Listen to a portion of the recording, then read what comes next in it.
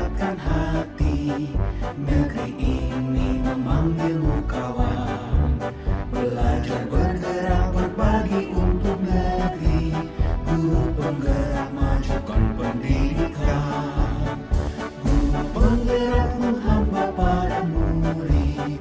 Kreatif rancang pembelajaran. Hargai potensi, tingkatkan prestasi. Lahirkan profil pelajar Pancasila. Belajar bergerak berbagi untuk negeri. Kita menjalin kolaborasi. Belajar bergerak berbagi untuk negeri. Demi bakti pada Ibu Pertiwi.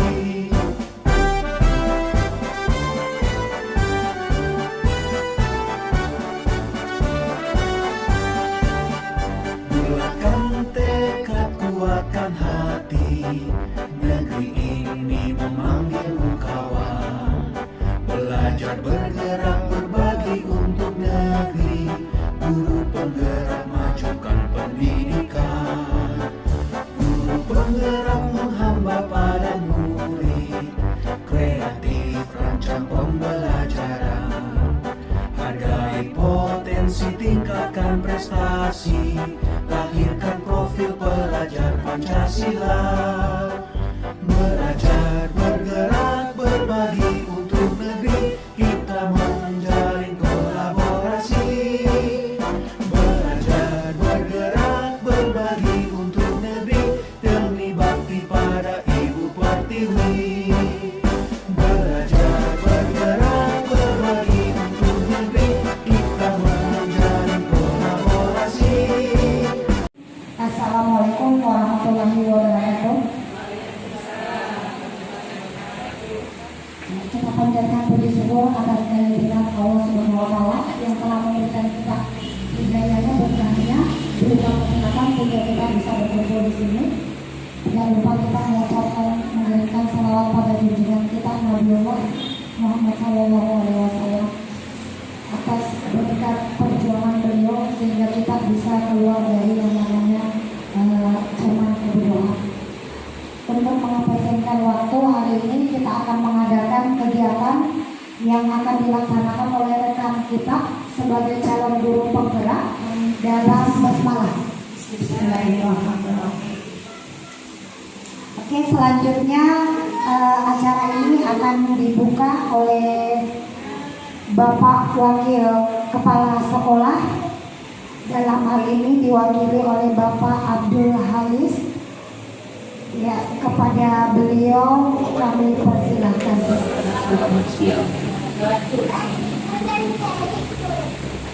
Syukur alhamdulillah panjat pada Allah Subhanahu wa Ta'ala atas segala rahmat yang telah diberikan kepada kita.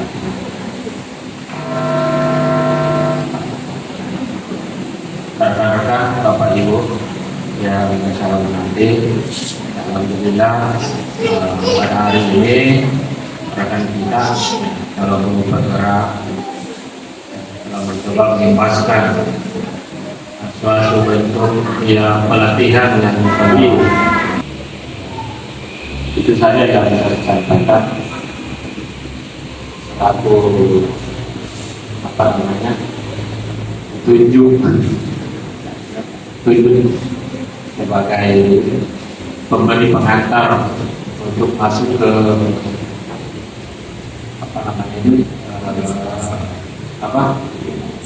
kegiatan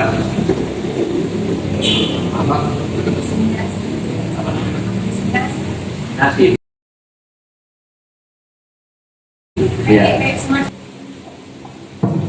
untuk memaparkan materi yang berkaitan dengan aksi nyata yang berkaitan dengan budaya positif di sekolah. Kepada Ibu Hajia Muslimah dipersilakan. Terima kasih warahmatullahi wabarakatuh dan salam sejahtera untuk kita semua. Alhamdulillahirrahmanirrahim. Wassalatu wassalamu ala asrofil anbiya wal mursalin Sayyidina Muhammadin sallallahu alaihi wasallam. Pertama-tama, marilah kita sama-sama menjadikan puji syukur kehadirat Allah Subhanahu wa Ta'ala. Oleh karena pada hari ini atas karunia Diola sehingga kita dapat berkumpul dalam kegiatan diseminasi yang akan saya laksanakan pada hari ini terkait dengan kegiatan guru penggerak untuk mengimbaskan aksi nyata setelah mempelajari modul 1.1 sampai dengan 1.4 yang artinya telah menamatkan satu modul kurang lebih 2 bulan. Salawat dan taslim kita saya kirimkan kepada Nabiullah Muhammad SAW sebagai suri teladan bagi kita semua beserta keluarga dan sahabatnya. Selanjutnya, sebelum saya memulai acara inti kegiatan destinasi ini, saya ucapkan banyak terima kasih kepada Bapak Ibu yang telah bersedia meluangkan waktu untuk hadir bersama, untuk berbagi bersama apa yang kita pahami bersama tentang budaya positif. Baiklah Bapak Ibu, saya langsung saja kepada pemahaman dan penerapan budaya positif. Adapun konsep utama budaya positif ada 7 poin. Yang pertama adalah perubahan paradigma belajar. Yang kedua, disiplin positif. Yang ketiga, kebutuhan dasar manusia. Yang keempat, motivasi perilaku manusia. Yang kelima, posisi kontrol restitusi. 6, keyakinan kelas. Dan 7 adalah segitiga restitusi. Nah Bapak Ibu, ketujuh kompetensi yang ada di konsep utama budaya positif ini akan kita ulas satu persatu. Selanjutnya, nah bagaimana pembelajaran paradigma baru? Silakan Bapak Ibu lihat profil belajar Pancasila. Ada 6 item yang ditampilkan pada profil belajar Pancasila. Yang pertama, beriman. Apa yang di sini Ibu baca? Beriman, bertakwa kepada Tuhan yang Maha Esa dan berakhlak mulia. Kemudian yang kedua Bapak Ibu, betul, berkebinekaan global. Terus yang ketiga, bergotong royong. Yang keempat, kreatif, ya bernalar kritis. Inilah semua tujuan yang atau visi kita sebagai guru, yaitu mengenai profil belajar Pancasila yang ke-6 itu tadi. Jadi pembelajaran paradigma baru untuk mewujudkan profil belajar Pancasila. Nah, yang tadi 6 item itu Ibu, Bapak Ibu, itulah yang akan kita capai ke depan sebagai visi murid dan sekaligus sebagai visi sekolah. Seperti itu Bapak Ibu. Selanjutnya, disiplin positif. Nah, yang mana itu disiplin menurut Bapak Ibu? Ada yang bisa berkomentar Bapak Ibu tentang disiplin yang kita pahami selama ini? Yang mana yang kita maksud dengan disiplin? Apakah dengan hanya menaati aturan atau hadir tepat waktu, atau yang mana yang kita pahami selama ini sebagai disiplin positif? Mungkin ada dari Bapak Ibu yang bisa berkomentar. Silakan Ibu Amsira.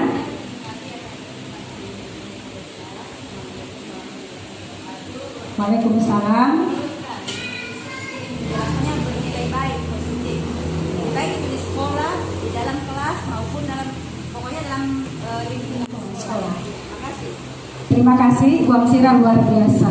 Itulah pemahaman kita tentang disiplin, selalu menaati aturan yang ada, melakukan sesuatu sesuai dengan konsekuensinya, kemudian datang tepat waktu dan lain sebagainya. Semua itu termasuk disiplin menurut pemahaman kita. Nah Bapak Ibu, ternyata di budaya positif kami yang dipelajari ini adalah beberapa hal tentang disiplin. Bernilai baik, positif. Baik itu di sekolah, di dalam kelas maupun dalam pokoknya dalam lingkungan sekolah. Terima kasih. Terima kasih Bu Amsira, luar biasa. Itulah pemahaman kita tentang disiplin, selalu menaati menaati aturan yang ada, melakukan sesuatu sesuai dengan konsekuensinya, kemudian datang tepat waktu dan lain sebagainya. Semua itu termasuk disiplin menurut pemahaman kita. Nah, Bapak Ibu, ternyata di budaya positif kami yang dipelajari ini adalah beberapa hal tentang disiplin. Kedua adalah sebagai pendidik, tujuan kita adalah menciptakan anak-anak yang memiliki disiplin diri sehingga mereka bisa menerima apapun dengan mengacu pada nilai-nilai kebajikan universal dan memiliki motivasi intrinsik dan dalam diri peserta didik bukan karena terpengaruh dari peraturan. Nah, nanti Bapak Ibu akan mengetahui yang mana yang dikatakan dengan motivasi intrinsik dan yang mana dikatakan dengan motivasi ekstrinsik. Akan kita ulas nanti di depan. Selanjutnya adalah merupakan salah satu dari disiplin yang ketiga, positif yang ketiga adalah merupakan salah satu cara berkarakter disiplin yang bertujuan untuk menumbuhkan kesadaran serta membentengi anak-anak untuk melakukan sesuatu tanpa sokongan, tanpa ancaman maupun hukuman. Nah, selama ini yang kita jalani ketika anak-anak melakukan suatu kesalahan, kita lalu menerapkan hukum. Dia membutuhkan kebutuhan dasar sebagai penguasaan. Yang keempat adalah kebebasan. Sekira kebebasan, Bapak Ibu semua memahami apa yang dibutuhkan oleh peserta ini. Mereka tidak ingin dikekang, mereka tidak ingin terbelenggu dengan suatu aturan yang membuat mereka terpukul, terancam dan lain sebagainya. Tadi diulas di bagian depan. Kemudian yang kelima adalah ketenangan. Jadi Bapak Ibu harus dipahami murid-muridnya bahwa bagikan dari diri sendiri. Murid melakukan diri sendiri karena sadar akan kebajikan dunia. Ini merupakan motivasi intrinsik. Jadi Bapak Ibu sudah melihat dapat mempertimbangkan dari dua hal di atas, ada motivasi ekstrinsik dan ada motivasi intrinsik. Menurut Bapak Ibu yang mana yang tepat, yang bagus kita melakukan? Tidak bisa dikalikan ini Bu. Harus dipilih yang mana yang tepat menurut saya, karena di atas sudah diulas dengan jelas. Nah, tentu ya betul sekali Bu Tita. Yang kita harapkan adalah bagaimana motivasi perilaku manusia ini yang ada pada anak didik kita, tujuan antara guru dengan murid. Kalau kita menyimak di sini. Kemudian restitusi, Bapak Ibu bisa melihat di sini. Yang pertama, guru menanyakan keyakinan kelas atau gurunya dan membantu siswa menyelesaikan masalahnya. Kemudian yang kedua, guru terbuka dan siswa menghormati. Yang pertama, sistemnya adalah pembuka. Yang kedua, membuat rasa bersalah. Kemudian yang ketiga, sebagai teman. Jadi guru biasanya di sini bisa sebagai teman. Kemudian 4, guru bisa sebagai pemantau. Kemudian 5, guru sebagai manajer. Selama ini hal ini kita tidak pahami dengan baik. Tetapi ternyata di budaya positif luar biasa Bapak Ibu dalam kegiatan guru penggerak ilmu.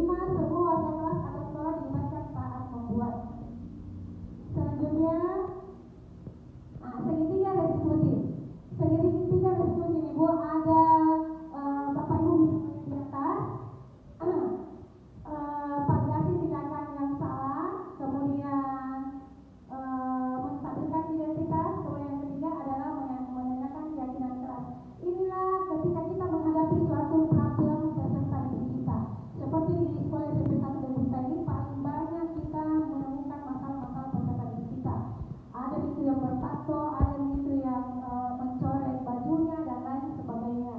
Nah, apa yang menuntun murid-murid menjadi insan yang mandiri, merdeka dan bertanggung jawab. Semoga sesi belajar kita hari ini membawa manfaat sehingga dapat mewujudkan profil pelajar Pancasila. Karena itulah tujuan kita bersama Bapak Ibu di sekolah mewujudkan peserta didik kita menjadi profil pelajar Pancasila. Terima kasih, salam merdeka belajar. Saya kembalikan kepada moderator.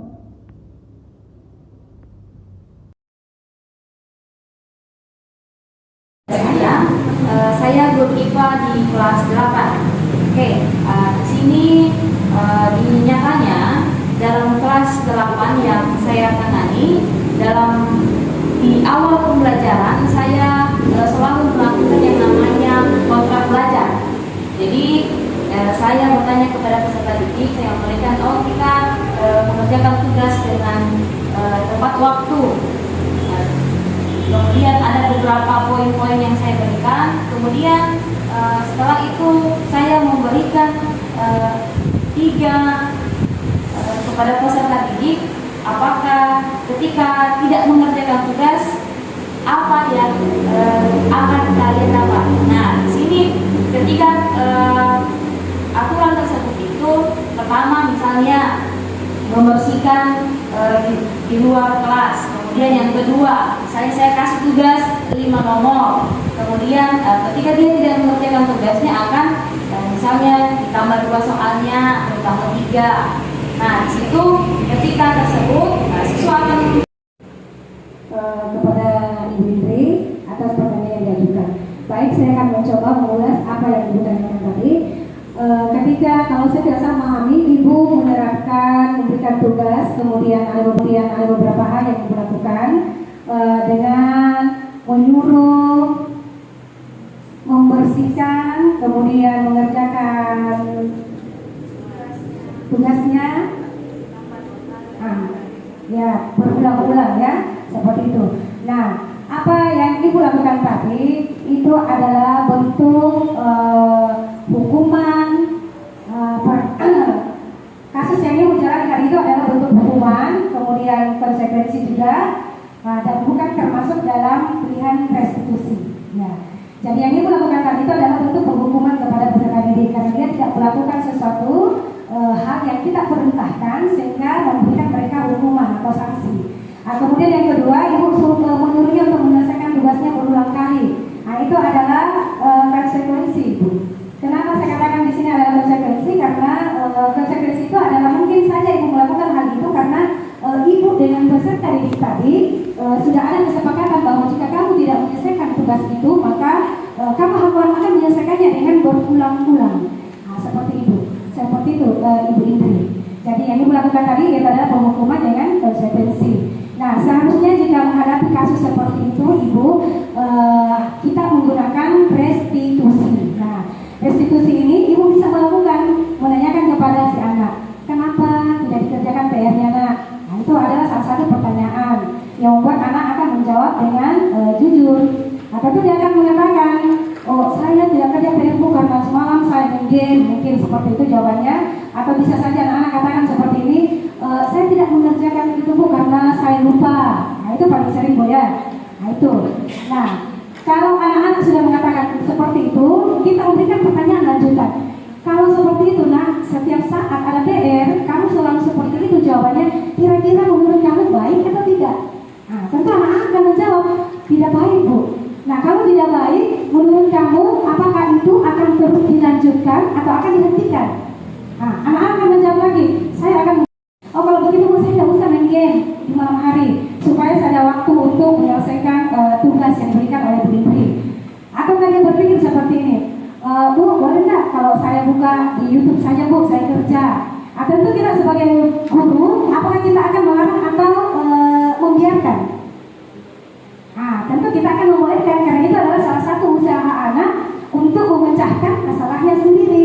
Jadi Ibu di sini tidak sebagai penghukum lagi, tidak sebagai konsekuensi lagi penerapannya, tetapi sudah menerapkan restitusi. Jadi pendekatan praktek restitusi, segitiga restitusi yang Ibu praktekkan.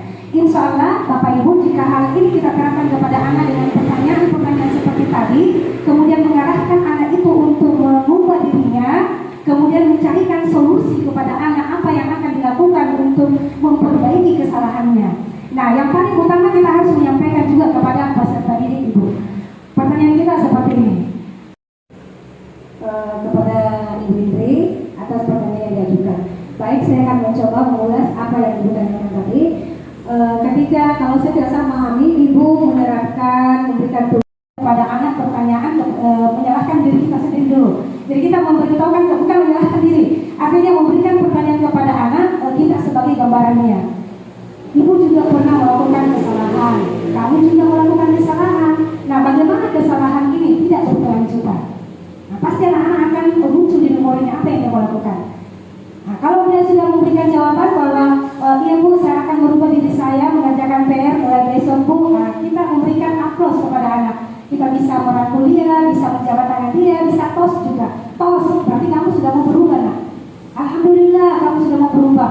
Syukur alhamdulillah, mudah-mudahan kelak kamu menjadi anak yang soleh. Nah, seperti itu kita memberikan motivasi kepada anak-anak. Jadi yang kita lakukan tadi itu bisa diperbaiki Bu dengan menggunakan untuk menangani kasus, kita melakukan pendekatan restitusi. Bisa dipahami Bapak Ibu? Oke, terima kasih.